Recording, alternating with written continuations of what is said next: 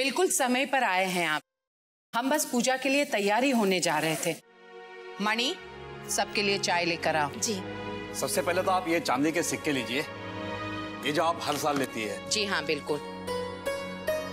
हाँ ये सब ठीक है जेठालाल भाई, लेकिन मैं चाहती हूँ इन सब में से ये एक सिक्के पर मेरे बेटे और बहू का नाम लिखवा दीजिए, अहम और गोपी बहू।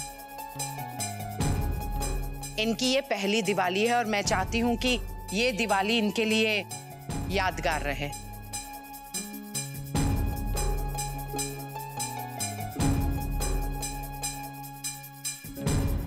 ठीक है भाभी जी, हो जाएगा। ये लो राशि, तुम्हारा शगुन का सिक्का। गोपी बहू, ये तुम्हारे लिए। धन्यवाद माँ जी। हाँ, और मैं चाहती हूँ कि इन सिक्कों के साथ तुम एक हार भी ले लो।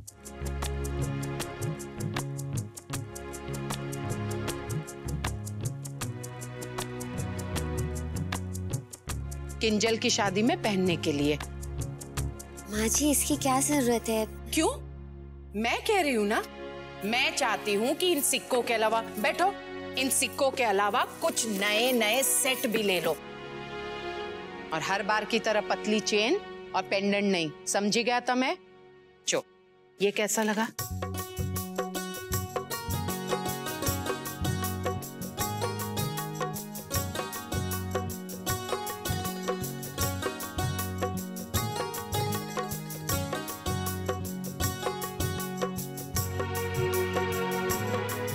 ये बहुत अच्छा, इसे मैं ले लेती हूँ। बहुत ही सुंदर है, देखो तो कोकिला। हाँ ठीक है। मुझे ये पसंद है।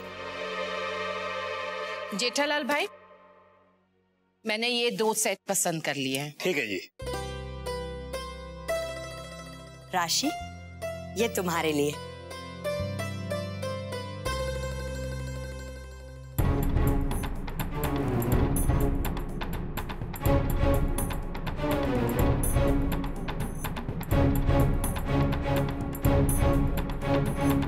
नहीं, रहने दीजिए, सिक्के ही काफी है।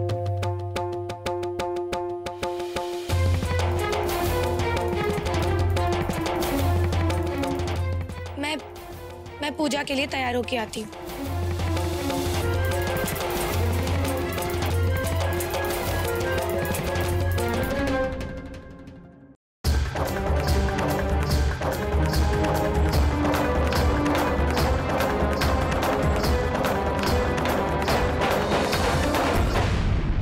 ठीक है भाभी, मेरा काम हो गया, मैं बिल भिजवा दूंगा। जय श्री कृष्ण। जय श्री कृष्ण। गोपी बहू, ये सब लेकर तुम अंदर चले जाओ। जी।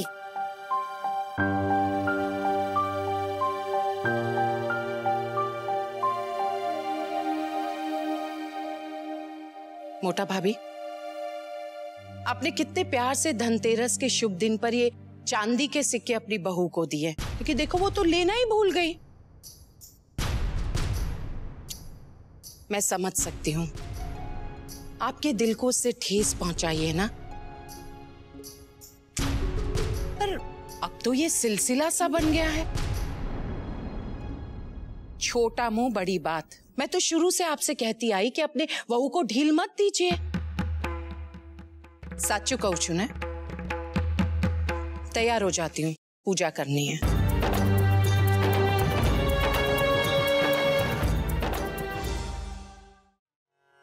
अरे वाह, बहुत सुंदर लग रही हो गोपी बेटा। धन्यवाद काकी जी। गोपी बहू, अच्छा हुआ कि तुम आ गई। मैंने किंजल और अहम दिकरा को कहा है, वो बस तैयार होके आते ही होंगे। लो आ गए।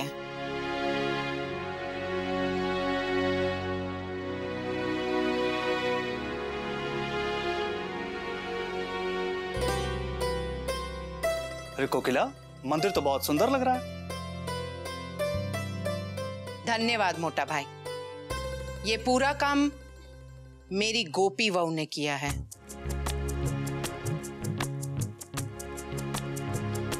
ओहो, जीतती रहती थी। गोपी बहू, आरती शुरू करो। जी।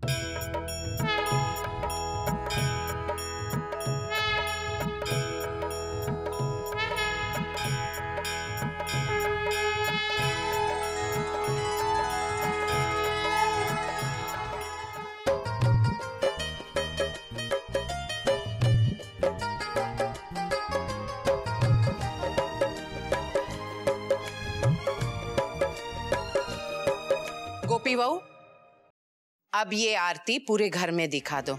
जी माँ जी।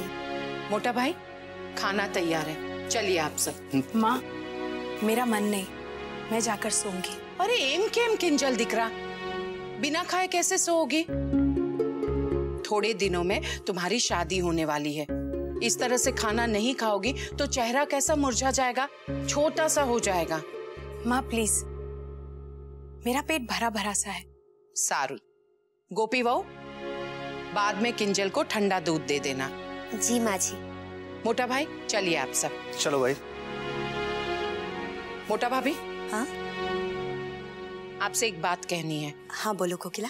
मैंने ये सोचा है कि फिलहाल बात तो है नहीं, तो हम दोनों मिलकर यम का दिया प्रज्वलित कर दें। सच कहूं कोकिला, तो मैं भी यही सोच रही थी। वैसे मैंने दिया तैयार करके रखा है, घर के सब लोग खाना खा लें, फिर हम बाहर जाके दिया प्रज्वलित कर देंगे। ठीक है मोटा भाभी। चल।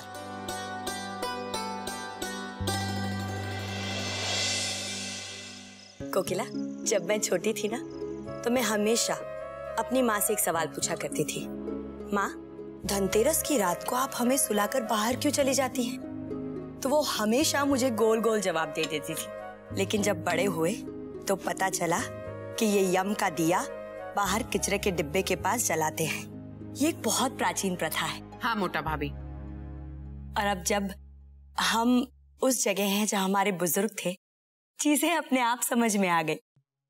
ये दिया हम हमारे बच्चों की लंबी उम्र और हमारे घर की सुरक्षा के लिए यम देवता के आगे जलाकर प्रार्थना करते हैं।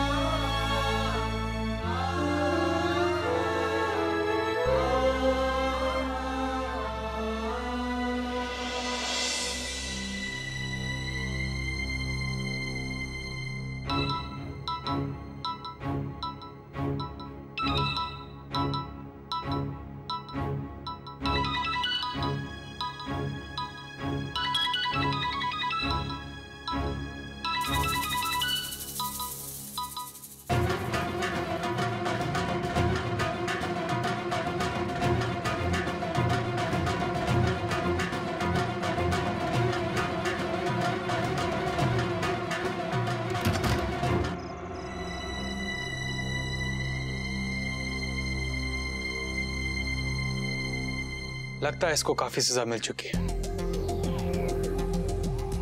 लेकिन खेल अभी खत्म नहीं बल्कि शुरू हुआ है। इसकी असली सजा तो मैं इसके भाई को देना चाहता था, अहम मोदी को, और उसके लिए फिलहाल इसकी बहन से तो बात करनी पड़ेगी।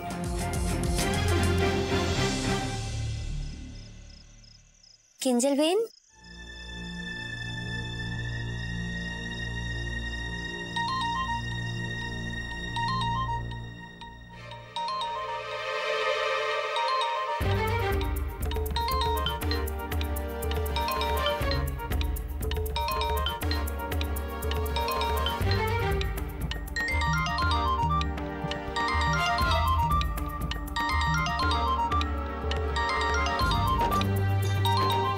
इतनी रात को किंजल बहन को किसने फोन किया?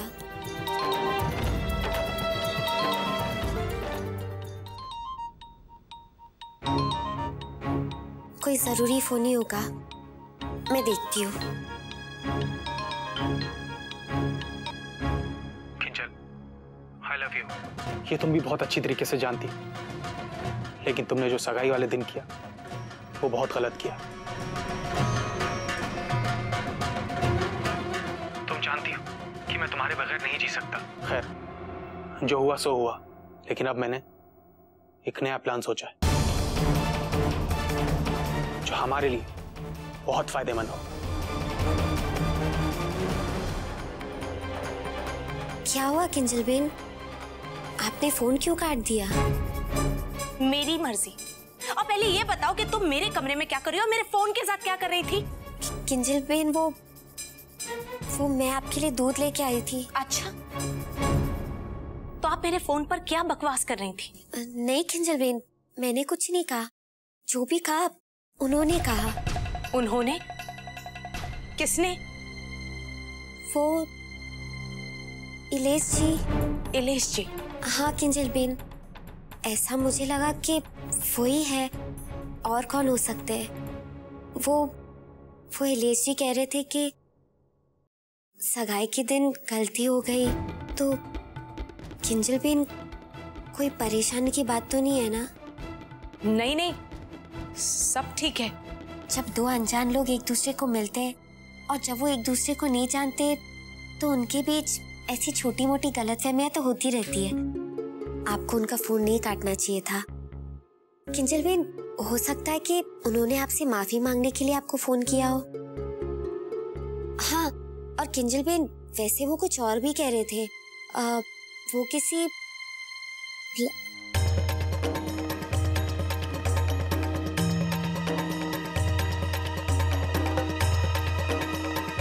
हाँ, प्लान। क्या प्लान? उन्होंने कुछ बताया? नहीं किंजल बेन, वो बताने ही वाले थे, लेकिन तब तक आप आ गई और आपने फोन काट दिया, इसलिए आप खुद ही उनसे फोन करके पूछ लीजिए ना। ठीक है, मैं उनसे बात कर लूंगी जी। लेकिन आइंदा आप मेरा फोन नहीं उठाएंगी, ठीक है? अब आप जाइए, मैं उन्हें कॉल कर बात कर लूंगी। जी।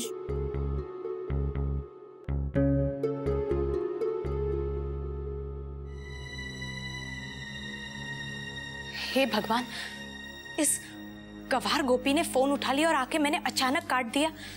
कहीं इस वजह से उमंग ने मुंह नहीं फुला लिया। लेकिन भगवान का शुक्र है कि गोपी समझ नहीं पाई कि वो इलेश नहीं, उमंग है।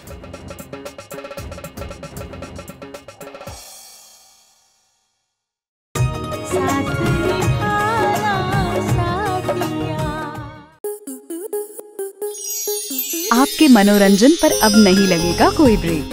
स्टार प्लस के बेहतरीन शोज देखने के लिए लाइक, शेयर और सब्सक्राइब करें स्टार प्लस यूट्यूब पेज को।